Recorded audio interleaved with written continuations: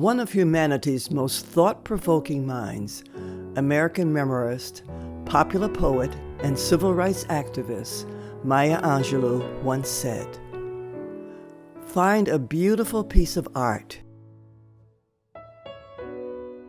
If you fall in love with Van Gogh or Matisse or John Oliver Killens, admire it and realize that was created by human beings, just like you, no more human, no less."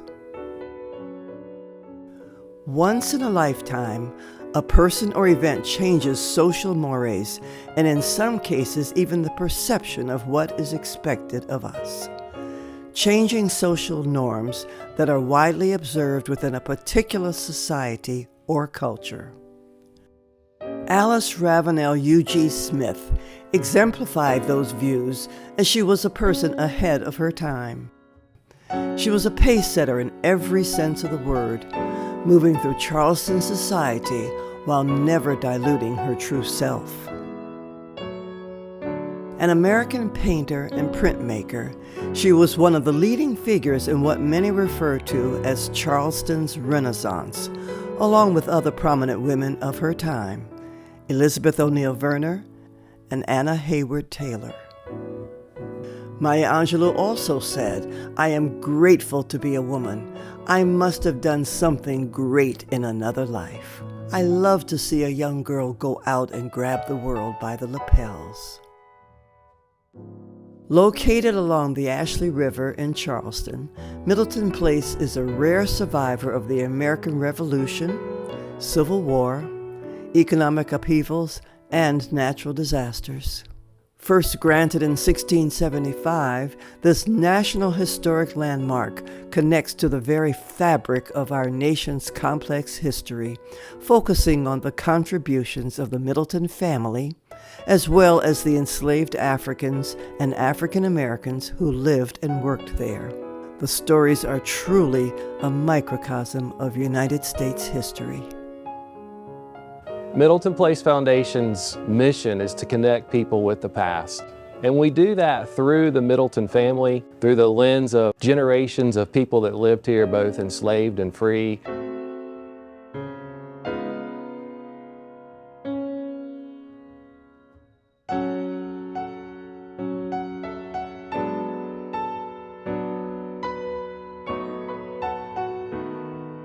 From Arthur Middleton, a signer of the Declaration of Independence, to generations of enslaved people that built and preserved this place for centuries past.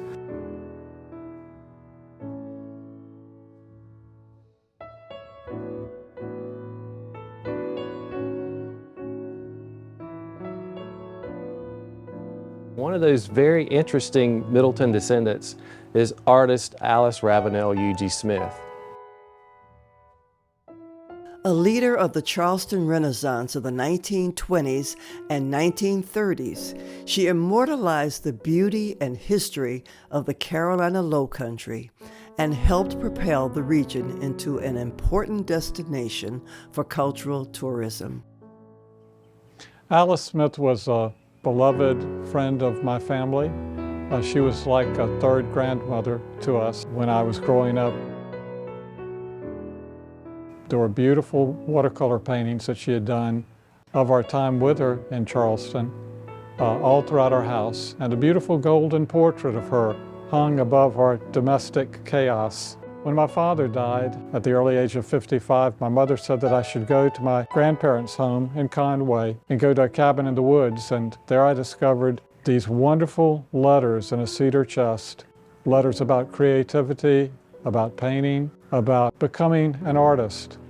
And there was no way that I could not share these eventually with the world.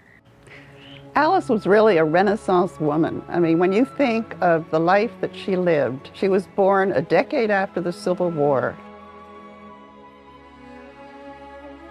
She lived through the collapse of the Southern economy, the terrible Jim Crow era, some of the worst fires, earthquakes, and hurricanes in U.S. history, the Spanish flu epidemic of 1918, the Great Depression, and 2 world wars. So she really experienced a life and a world that changed enormously. Her early days were in a horse and buggy. They had no telephone, they had no television. I was very fortunate to know her and really want to say that the book is about her as this Renaissance woman who was very multifaceted. She lived in a male-dominated world and she became a very successful professional artist. She made a great contribution to Charleston's historic preservation movement.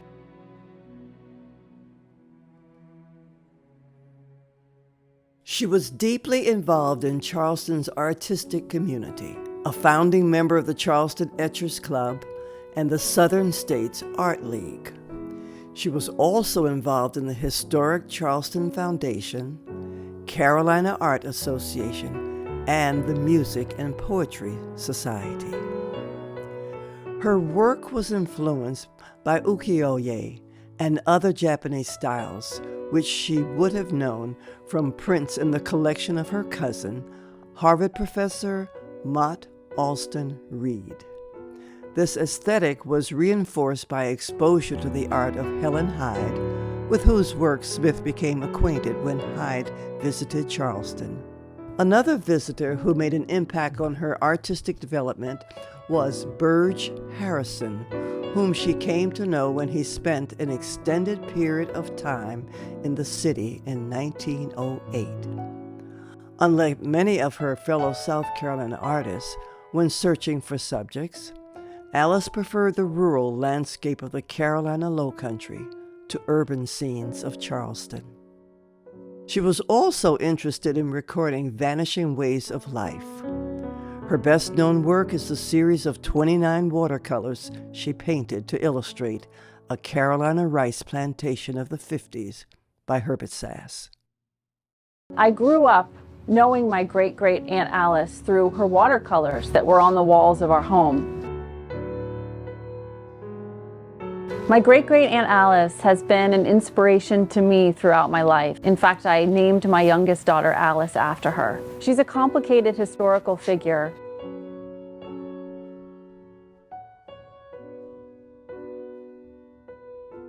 She was an influential woman who's so well known and so beloved in Charleston that it makes me incredibly proud to carry on her legacy through this book and through talking and learning more about her and her career.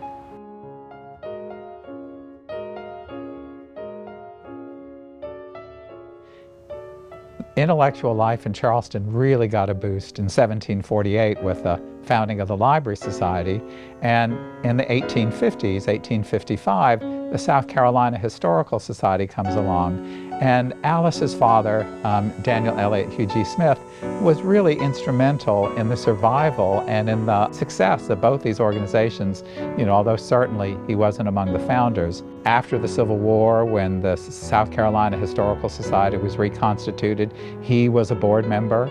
And also, too, the Library Society, Alice talks about how she loved to spend time with her father researching materials there. He was very instrumental in the success of the Library Society, too. He was also a member of the South Carolina Jockey Club, an institution left from before the Civil War, and he was one of the few members, along with others, who actually gave the South Carolina Jockey Club, sold their land in support of the Library Society. So here you have this father and the daughter, part of the intellectual life of the city of Charleston, but also great boosters and great supporters of intellectual life in the city. And especially her father's work really helped make these organizations the vital organizations they still are today. The Charleston Library Society was established in 1748 by 19 young men who were intellectually curious and wanted to know the most about what was going on in the world across the pond. They established the library, which quickly became the oldest cultural institution and the second oldest circulating library in America. We are so proud to have the entire collection of books that Alice has authored or illustrated in our collection, and we are thrilled to share them with you. Alice collaborated with her father on 2 books to illustrate the old historic houses of Charleston, South Carolina. And the first one was about several houses in the peninsula of Charleston.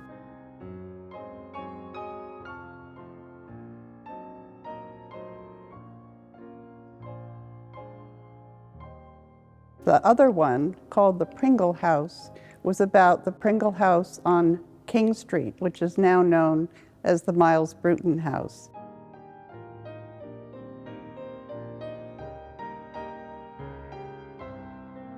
And these 2 books had extraordinary impact on Charleston becoming the first city in the country to establish a historic area with regulatory controls. So our historic preservation effort was very much influenced by Alice and her father.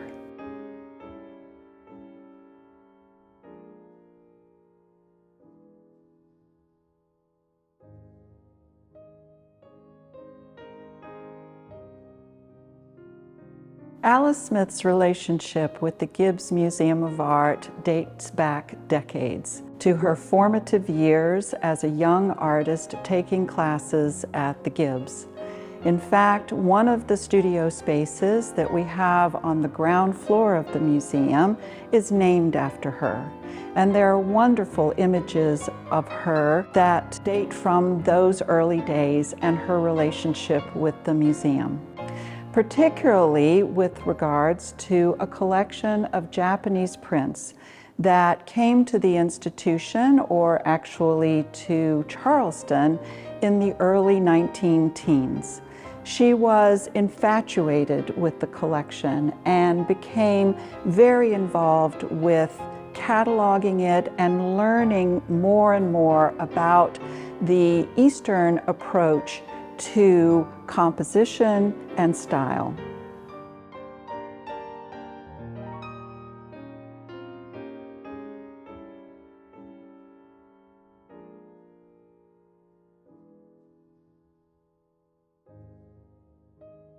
Many of the pieces in our collection by her were actually given by Alice Smith, including her exceptional plantation series that she donated in 1936.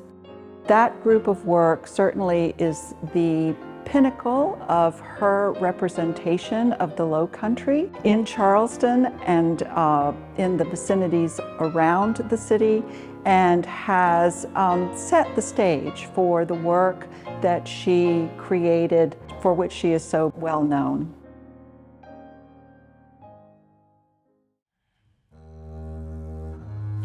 So the Carolina Art Association was the repository for the artistic history of the city. And Alice Ravenel Hugh G. Smith, growing up in after Civil War Charleston, not having the wealth to travel to really pursue her art career, did it at the Gibbs Museum of Art. In 1905, the new Beaux-Arts building that they built there on Meeting Street. And that's where she took her first lessons. And today, that's where the majority of people can first, I think, come into contact with Alice Ravenel Hugh G. Smith, because in her later life, after she finished some of her great masterpieces, the Carolina rice plantation of the 1850s, she gave those beautiful, evocative watercolors to the Gibbs. So it's interesting to walk through that building, to see her legacy, but to know that her legacy actually started in that building as a young art student.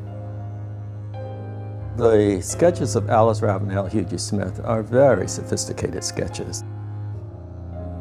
It takes hours upon hours of sketching to have been able to create all the nuances of African American movement work, but also to gestures, how the women behaved in the rice fields, the grand stance of African prided women, how they look in the fields, and also a very important part, some of the work she did of the people in the rice fields, those works were from photographs. So to that, what she was able to do from photographs is just unbelievable. And the only way you can work from photograph as well as she did is because of her knowledge of drawing, figure drawing, landscape, architecture, and she had a tremendous support from her father and other people in her immediate area. And her sister was a dear, loving person to her, helped supported her with helping to maintain the household. She gets flack for the Carolina plantation of the 50s, the Rice series about how happy the slaves seemed to be and stuff like that. My point is, if you look at her earlier drawings, the pencil drawings are really precise. She shows African Americans as human beings because that's what the book was about. And I think what an illustrator does is an illustrator matches the drawings of the book for the text. And the text was written first. And the text, by Sass, the Carolina rice plantation of the 50s, is elegiac. Talks more about the land. It kind of talks about slavery as being benevolent force. And she did the illustrations to match that. And I actually think that diffuses criticism that she gets in the 20th century and the 21st century is because she makes slavery look beautiful, but she was being an illustrator. She was matching what the author had done. People talk about her as an artist. I also think people need to think about her as an illustrator. As an illustrator and historian, she's matching her skills. She's been brought into, and again, I don't want to minimize her, but truly, many of those things in that book were created, not canvases to sell separately. They were made to illustrate a book. So Alice had it made in many ways in that she had the time, she had the freedom to be able to sketch and to go out into the woods. And she listened very carefully to her father. Her father instructed her to pay great attention to Charleston's culture, the architecture of Charleston, and also the culture of West African people. She was a Charleston Renaissance artist who was very influential in the early preservation movement here in Charleston. The book, Alice Ravenel U.G. Smith, Charleston Renaissance Artist, is published by Middleton Place Foundation. It's an important book that brings new research to light. The Middleton Place Foundation is so excited to be able to publish this book and to bring Alice back into the forefront to prominence in Charleston, because she really deserves a place in Charleston history. Her contributions were tremendous for the early preservation, recording of African American history, architecture in Charleston in a time when some of those things were threatened, on the verge of being lost. She and others like her at that time period were very important, and we're so thrilled to be able to sponsor and publish this book. The letters were filled with poetry, and I was so glad to find them in that cabin in the woods. But in addition to the letters, there were marvelous sketchbooks, hundreds of photographs, business records, and other memorabilia. And when I saw it, naturally I thought, this is the making of a book. I was very young then, only 22. I went to the elders of the Smith family. I asked them, may I do a book? And they said, Dwight, you're very, very young. Let's wait a few years. And regrettably, I got busy, and 40 years later, I took it up again. And so that's why I wrote the book. As a public librarian, I have loved books all my life, and I had no idea what it would take to write a book. I don't know if I would have done this had I known. No weekends, no mornings, no evenings were free. Everything for about 10 years was dedicated towards the writing of this book. It involved learning so much about Charleston and about the details of life at that time, even though there was this trove of wonderful archival materials that I had inherited. I had not inherited the knowledge from which these archival materials sprang.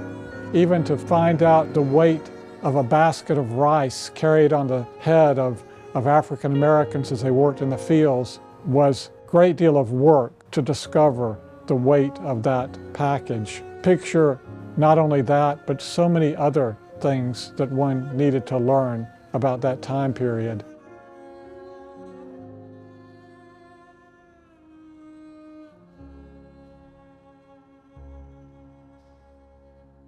So the research was considerable. and the writing was excruciating. And when you tell a tale, sometimes you can get caught in the eddies of other people's lives that are not the principal. And I found myself involved in doing just that.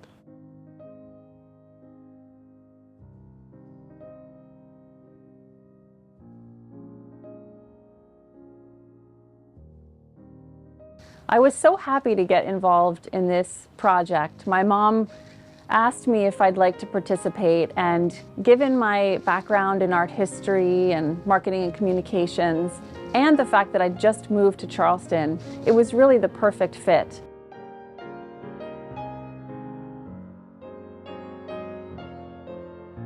Working on this book project has helped me learn so much more about her. I've learned how pioneering she was as an author and illustrator and artist. And I've learned also about the influences on her art. Both her cousin Maud Alston Reed, who introduced her to Japanese woodblock prints,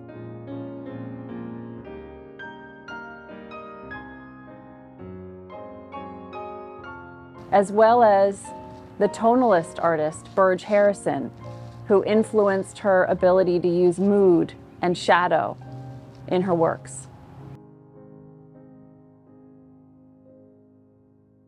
I spend a lot of time at Middleton Place these days, and it makes me think about how Aunt Alice used to come here throughout her life.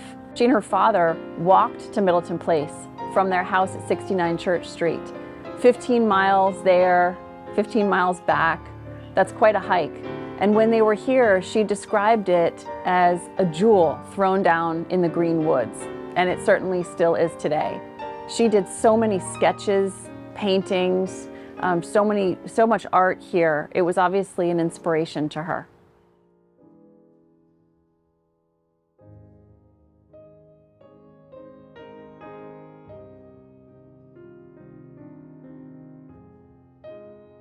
An artist should know what he or she is doing, should know your subject matter. Paint what you know, in other words. The Low Country culture was a culture that Alice Ravenel, Hughie Smith, knew quite well. Her sense of detailing are all extraordinary because she paid great attention to the subject matter, to the photographs. She used the photographs that had been taken by other people for the rice field planters. But all of the other sketches and watercolors and paintings, those are pieces that she did the actual sketch from life, real life going on at the same time.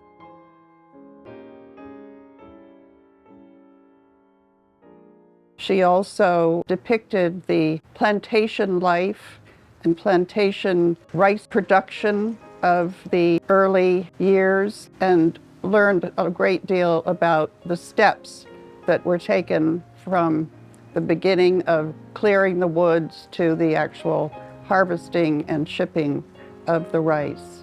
She was a contributor to the beautiful description of low country nature.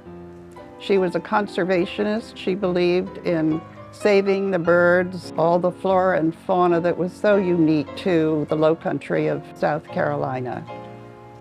So when her cousin, Herbert Sass, did his tribute to the rice planting tradition in the Carolina Low Country before the Civil War, his prose was elegiac and golden and focusing mostly on the land and not on the people. And as an illustrator, she matched that. And I think that shows her great range, that she not only caught the moods of the Low Country, but she caught the mood of the artists, of the authors, of the texts that she illustrated as well, which again, I think shows her variety and her depth. Each time a woman stands up for herself without knowing it possibly, without claiming it, she stands up for all women. I would like to be known as an intelligent woman, a courageous woman, a loving woman, a woman who teaches by being. Maya Angelou.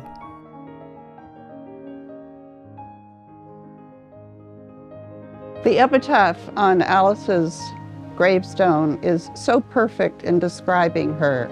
It says, "Nature I loved, and next to nature, art." Alice was intrepid. She went through marshes, she walked through fields. She was unafraid of alligators. She knew what to do if she got a snake bite. And she really explored nature. She had a passion for nature and for art.